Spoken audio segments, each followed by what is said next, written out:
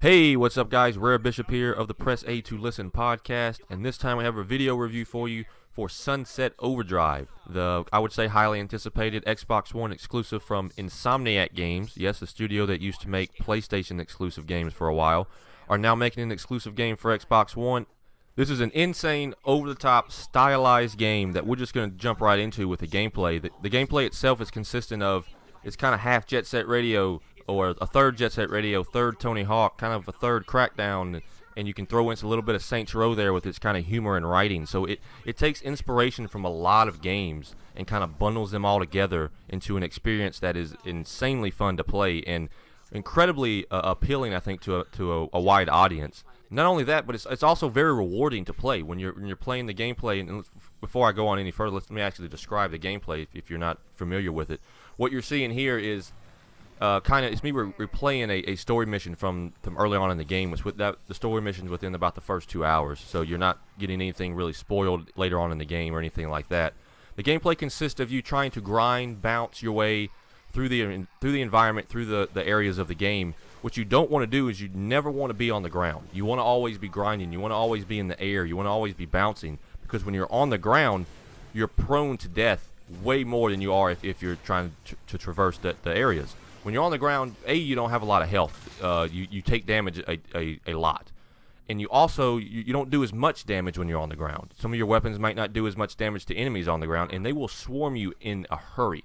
They have no problem swarming to you when you're on the ground. But if you're in the air and you're grinding, you're grinding back and forth, you're jumping, you're gliding in the air, stuff like that, it's a whole lot easier to kill the enemies because they're a little bit more spread out. And with the auto aim that they have, yes, it is a very generous auto aim. It lets that kind of gameplay be easier and a little bit more rewarding. And they kind of have to have that auto aim because when you're grinding like that, if you had a free aim, it would be almost impossible to hit some of these enemies because some of them move fairly fast through the environment. And if you have a free aim and you're not able to actually hit them, you're kind of boned. And for people who think that the game moves a little bit too slow, when you're grinding, you can hit right bumper. What right bumper does is it provides you a little bit of a speed boost, so you can kind of get through areas a little bit faster. And if you're the kind of person who wants to slow down a little bit because you think you're going too fast to hit some of these enemies, you can pull left trigger. That'll kind of slow you down a little bit and kind of let you aim a little bit more finer aim towards the enemies. The whole point of the gameplay with the grinding and bouncing and gliding and stuff is they want you to combine all of that together into one. So they want you to go from a grind to a bounce, back to a grind, to a glide, to a bounce, to a grind. And they want you to be able to do that and combo that stuff up, which is why they introduce a style meter. And every time you do a grind or a bounce or anything like that, it adds to that style meter. And when you fill that meter up, it activates your amps, which your amps are stuff that gives you abilities towards your character. So you might get an amp that allows you to, when you melee, you can throw tornadoes. Or an amp that may not do any damage. It might just be a cool little feature. Where one amp I have active is every time you do something cool, you have an announcer kind of come on screen and he will tell you how well you're doing with a joke or something like that. And they have different amps. They have an amp for dive bomb, so whenever you dive bomb, it kind of gives it a bigger blast radius. So these are just individual kind of perks, you can say, for your individual character. And they want you to combine all that because they want you to fill that style meter up. And that stuff becomes cool because as you progress through the game, the way they do the unlocks is handled really well. So you unlock amps for your guns. The amps for your guns will be stuff where you get more ammo. They could be where you have a bigger chance to freeze enemies. You have a bigger chance to set enemies on fire. There's even one where when you shoot an enemy, sometimes you have a greater chance of them to fight for you. So if they enrage at a certain time, they'll be for you. They'll start fighting the enemies in your favor. And then there are what they call overdrives, which are they're amps that will stay persistent through your character. So you might get more health. You might do more damage towards the OD, which is one of the characters in the game, which we'll touch on a little later. You might get more ammo capacity for your weapons, and you might get an overdrive that gives you the ability to get more style, fill up your style meter a little faster when you're grinding or bouncing or stuff. So they want you to combine all these amps and overdrives and your combos and stuff into one. They want you to be able to do that to succeed, and I think they do a good job of setting you up for success. The game is not very difficult at all, in the single player anyway. It's very easy to kind of just grind around and kind of take your time with some of that stuff and not have to worry about death, because as long as you're traversing well, you'll probably never die, or you'll die very few times. If you're on the ground, however, like I mentioned earlier, you will die many, many times. You cannot play this like a regular third-person shooter. You have to get into your mind, and it takes a couple minutes, maybe 30 minutes or so, to realize you have to be in the air. You have to make sure your feet are never touching that ground. I've now touched on the gameplay for a little bit longer than I anticipated, but there are different enemies in the game. So some of the enemies you might see in this video in particular might just be some what they call the OD, which are people who drink the overdrive and become these kind of crazy, weird-looking mutants. There are different enemies in the game. There are regular humans that they call scabs, and there are two other types of enemies that I'm not going to mention right here because I don't want to spoil what they might be for people who want to find out on their own. But there are different types of enemies. They're not just the same OD. These mutants that you see on the screen right now, they're not the same ones you see throughout the whole entire game, so do not worry about that at all. As for the weapons, there are a ton of weapon varieties. Each weapon has their own level. You can level them up all the way to level 5. Once a weapon gets to level 2 is when you have the ability to use the aforementioned amps. And the weapons are pretty cool. They have weapons that will let you shoot, records, and they have weapons that'll let you shoot hairspray bottles that on impact explode into smaller projectiles. They have one that's a TNT teddy, which is a grenade launcher that fires a teddy bear with TNT strapped to it. They have some that let you shoot out turrets. I mean, the weapon variety is there. There are a ton of weapons. There's some that are very good.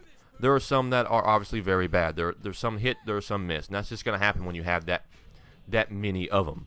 But some of them are a ton of fun to use. Specifically, the Roman candle gun is incredibly fun to use against enemies. It's not only beautiful with the way they do the lighting and the effects of it, but it's actually pretty effective against most enemies. And with the effectiveness comes into play some, because when you go look at a weapon and its stats and stuff like that, there's an effectiveness bar, which each enemy that you see in the game will have 4 stars for it means the weapon's the most effective. 3 stars means it's pretty effective. 2 means it's kind of average, and 1 means it doesn't do anything to them at all.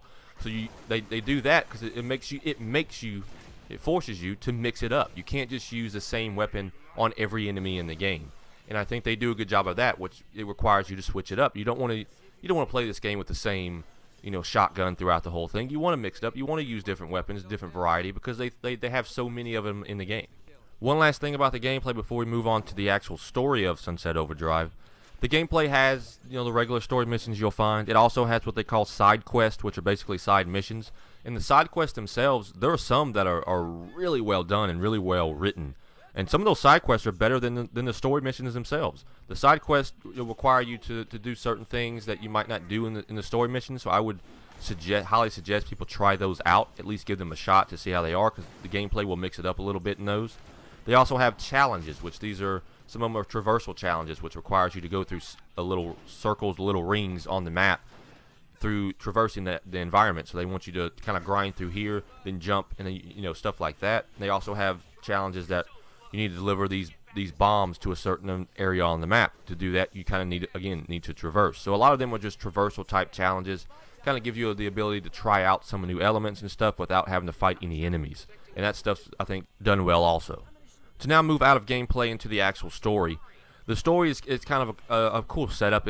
A big energy drink company or big energy drink has now been made and has been made available to the citizens of Sunset City. And what happens is they end up taking it, and it turns them all into mutants. And it's then your job, or it's not your job, but you make it your job to try to figure out why this happened and to save certain people throughout the game. So that's kind of the setup, and the writing itself is hit and miss at times. There's sometimes where the writing and the jokes themselves, particularly some of the potty humor, there's a ton of potty humor in the game. It's real hit, it's real funny, it's real hilarious, and then there are times where it just falls flat on its face, and that's the case with comedy in video games. There's sometimes where it's real funny and real hit, and sometimes where it just falls on its face, like I mentioned. And then when it comes to that as well, there's not just potty humor, there are a ton of references in the game. Within the first 45 minutes of the game, you'll probably get 2 Breaking Bad references.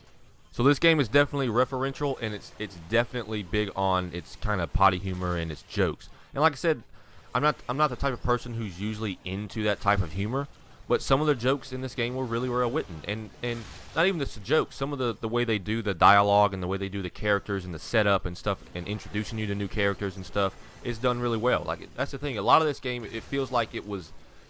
Obviously, it feels like it was done because of what happened to Fuse a couple of years ago, where it was Overstrike and turned to Fuse, and they weren't able to do what they wanted to do. And with this one, it seems like Microsoft just said, hey, you do whatever you want to do with the humor, you do whatever you want to do with the gameplay, we are behind you 100%, and it seems like they just went all out with it. And I like the fact that they allowed them to do that, because it shows. It shows that they had some fun with it. And that's kind of all I'll talk about the story, because I don't want to, I don't want to spoil anything for anyone else. So one quick thing about the single player before we move on to the actual Chaos Squad, which is the multiplayer component of Sunset Overdrive. The map, which you'll see in this video at some point, I'm not exactly sure when it pops up, but I will show the size of the map. The map is relatively big. And going from one area to the next, since you don't have a car, you're just using your kind of in-air abilities and traversal abilities, it takes a little bit of time to get there, but there are fast travel points. So if you're the type of person who's played the game for 15, 20 hours, 30 hours. Speaking of that, the game has a ton of content. It is super long. The story mode is not short. You will not beat the story mode in 6 to 8 hours like most games. It is going to take you some time. But yeah, if you want to be able to get to one area quicker and you don't want to do the traversal much anymore, you can do that. They give you that option. And then there are tons of collectibles. So what they do with the collectibles, and I didn't mention this earlier with the amps, you use these collectibles as currencies as well. So you collect shoes in the game, you collect signs, you collect fizzy balloons that are not only collectibles, but like I said, they're currencies that you will use to buy some of the amps. So some of the weapon amps, hero amps and stuff come through unlocks.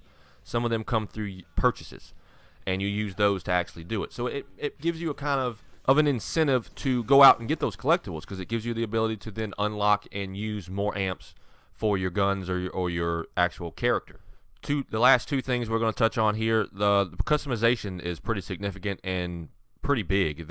You don't stay in the same outfit. You can, if you want to be a woman, you can. If you want to be a man, you can. If you want to be a man in a skirt, you can do that. There's way too many customization options. There are times when I've just been sitting in there trying to figure out what to wear, what to buy, and just spent some 30 minutes in there looking at all that stuff. So that stuff is cool as well. But there are some issues. Like I've mentioned a lot of positives here. There are some issues with the visuals. Although I think it's stunning. I think the brightness is great. I think that the colorful, stuff like that, the animations is really well done. But there are some pop-in issues. With you going so fast through the environment with your traversals, there are times where you'll sometimes get there before the environment does, before some of the cars do, before some of the buildings do. So you'll kind of notice that a little bit throughout the game. And then the load times. The load times are kind of, I think, a little too long for my liking, especially with every time you go to a new area or you set up a different mission, it kind of has to load in. And then that becomes a little tedious and a little annoying as you get through there. But there's not a ton of negatives to the single player. Like, that's about it. The gameplay is a ton of fun. The writing is well done, although it is hit and miss. There are some disadvantages to it. The customization's there, the weapon variety, the style meter, the overdrives, and everything is just so well done, and it shows that they've given the time and put the effort that they could into the game to make it as great as they could, and it really comes through on the TV. It really does. I know this video is getting a tad bit long, so we'll touch on Chaos Squad multiplayer a little bit here. This is, like I mentioned, the multiplayer component inside of Sunset Overdrive. And what this is basically a bunch of missions thrown in together that at the end of, you do a night defense mission, which it gives you have a bunch of OD kind of things, basically tower defense, that you will defend these OD towers from, the OD and stuff from the various enemies in the game. And the missions that you have to do before the night defense will be like a wrecking ball. You have to drop a wrecking ball to defeat enemies. You have to place a bomb here to have it blow up to kind of clear the area for you. And when you do that, each of those missions give you either more damage towards enemies, give you more of capacity for your OD vats, or maybe they give you more damage towards your traps. And the traps are kind of cool because you get 4 of them to use. The more missions you succeed in, the more power you get, and each trap uses power. So some traps only use 10 power, some use 15, and these traps will be stuff like, when an enemy walks on them, it kind of triggers and launches them into the air.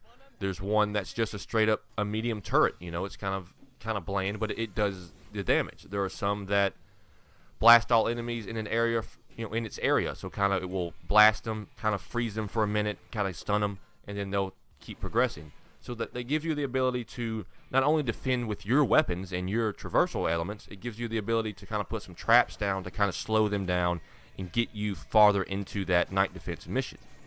Now, Chaos Squad is not something, it's not as easy as the actual single player. The single player, you can kind of, like I said earlier, you can kind of get yourself through relatively easily.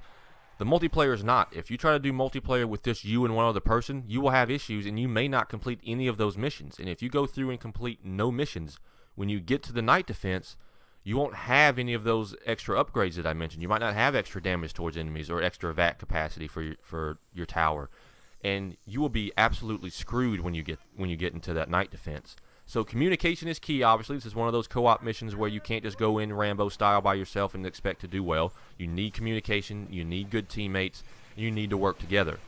But that's about it for the video review. I know some people are kind of tired of this being almost 16 minutes long. I do apologize, but there's a ton of stuff to talk about in this game, and I kind of wanted to touch on every single bit of it.